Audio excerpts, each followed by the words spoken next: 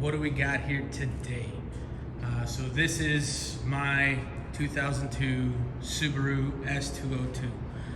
This thing's got quite a colorful past, and I'll kind of run you guys through a little bit of the history of how it ended up in my possession. But first, I just want to let you guys take a look at it, see what you guys think, and I mean, at the end of the day, it's not 100% an S202, and we'll get into that in a little bit. But this car, I'm telling you, has been absolutely a fun drive. So I've been in North Carolina now for about 3 weeks. I had to come out here for a course, and this car has been actually in storage for the last 3.5 years. It's came out periodically here and there whenever I do travel back, but it's, for the most part, sat still. Besides these last 3 weeks, I put about 700 miles on it, and she's a fun drive. She needs a little work because obviously it's been sitting, but without further ado, let's get into this thing. So what is the S202? This car in particular, there was only 400 of them ever made, and they were never brought to the States. So it found its way to the States in quite an unorthodox way.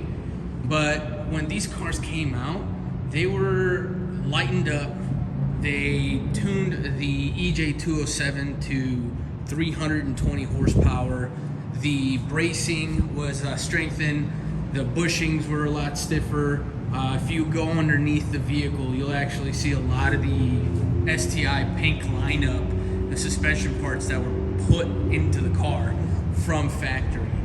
And the turbocharger on this thing is actually a twin scroll VF37, which it's peppy. It constantly wants to be spooled.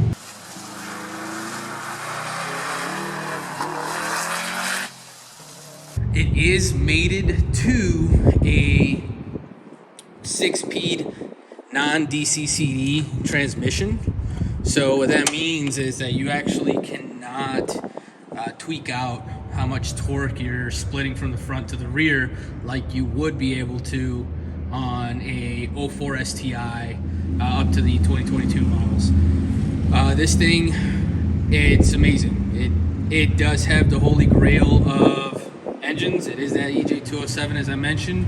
It's never been cracked open. It has just shy of 65,000 miles on it, and I'm telling you, it's strong. It wants to go. It needs to be cleaned up, and it does need a little bit of TLC, which once I permanently move back to the States, we'll be getting to. But let's check out the rest of the car.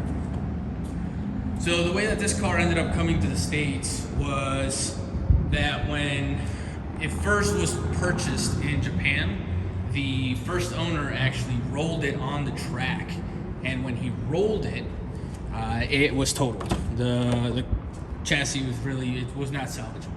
So what they ended up doing was deciding that they wanted to ship this vehicle to the States and have it be one of those parts cars, or have it be sold to somebody that might want to do something with it, which is exactly what happened. If you go online, you can actually find this car's initial history through IA Tuning out of Arizona.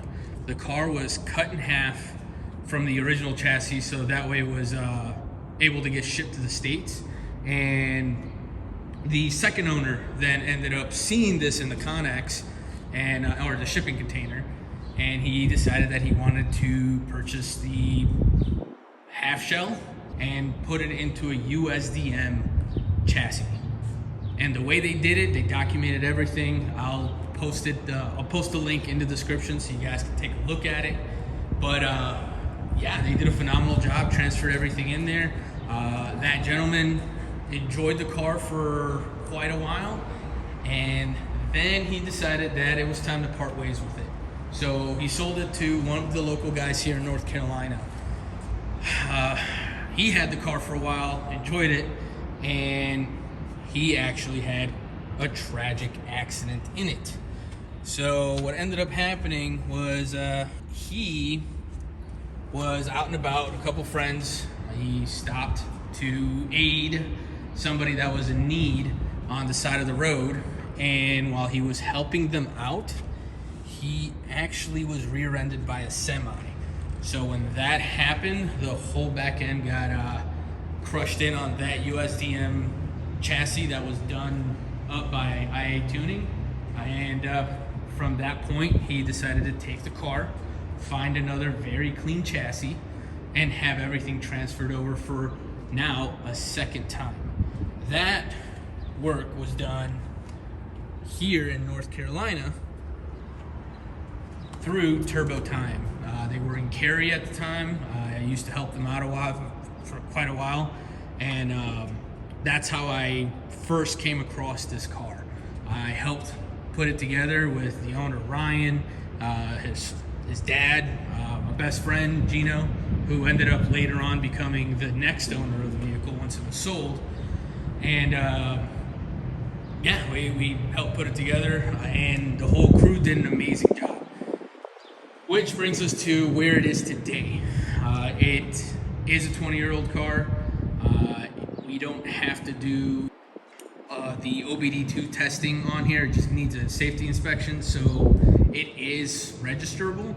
And since it is in a USDM chassis, it has a USDM VIN. So it is what it is. Call it what you want to call it, a clone or, you know, a S202 lookalike or anything. But at the core of everything in this car, you are looking at probably, I'd say, 98% complete S202.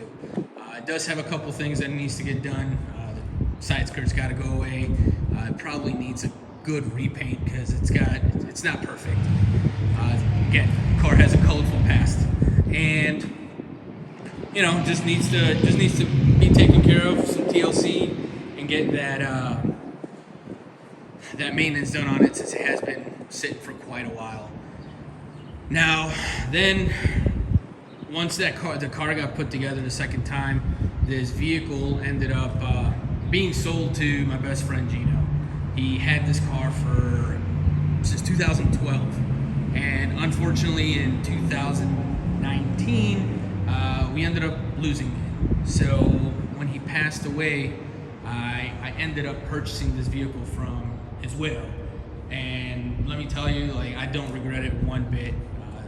Driving it is amazing. It is got sentimental value. It was his pride and joy. I have a storage unit filled with parts. He was a very avid collector of S202 paraphernalia. So I have a ton of VIN plates. I have the actual S202 trims with the actual number on them. I actually even have a S202 ECU sitting over there with a pile of stuff that I didn't want in the video. So it's quite an awesome car. It is absolutely amazing to drive. It's short geared, so since it is short geared, it feels like you're going fast, but at the end of the day, you're scooting around town pretty quick. 50, 60, maybe even 70 miles an hour, and the car's screaming, and he just wants to make you row through the gears. But let's hear it out.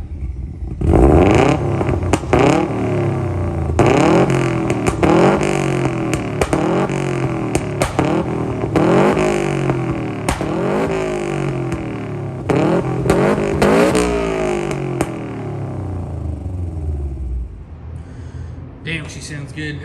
Love how it actually pops and has a little bit of those backfire crackles.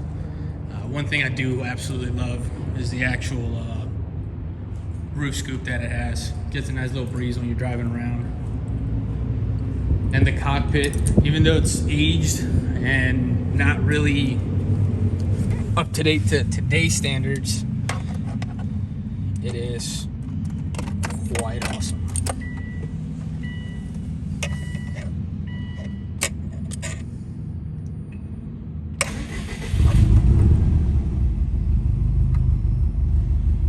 Got the JDM radio. It's just simple. It's even got the flare. Pretty sure it's expired, so not gonna try to use it anytime soon. But that does it for this walk around, and thanks for tuning in. If you guys liked the video, go ahead, like, subscribe, ring that bell. I know I haven't posted in a while. I've been busy. Work's been keeping me all over the place, but I'm gonna try to post more. I am heading back to Germany here soon, and I'll be back in the M3. But that does it.